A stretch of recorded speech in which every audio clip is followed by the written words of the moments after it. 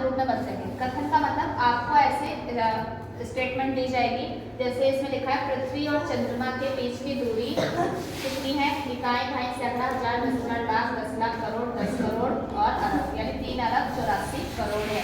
तो आपको इसे किसमें बदलना है, मानक रूप में।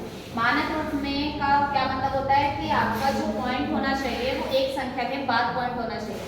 यहाँ पर इस संख्या में कोई पॉइंट नहीं है, तो हम इस पॉइंट को सबसे लास्ट में माने। जब भी किसी भी संख्या में कोई पॉइंट नहीं होता तो कहाँ होता है, सबसे लास्ट में। इस पॉइंट को आपको सबसे शुरू वाली संख्या के बाद लेकर जाना है। तो आप कितने स्टेप चले, 1 2 3 4 5 6 7 8 9।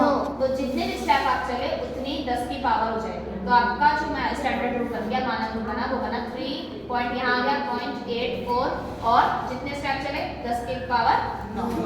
अब इसी प्रकार है कि 1.8 ग्राम भार वाले पानी की एक बूंद इतनी होते हैं। अब इसे आपको मानक रूप में बदलना है। तो मानक रूप में मैंने क्या बताया था कि जिसके पास पॉइंट नहीं होता उसके कहाँ होता है, सबसे लास्ट में। तो हम मान लेंगे कि जो आपका पॉइंट है वो है यहाँ पर। अब इस पॉइंट को आपको कहाँ लेकर जाना है, इस संख्या के पास लेकर जाना है। पहले संख्या के बाद होना चाहिए मानक रूप में पॉइंट।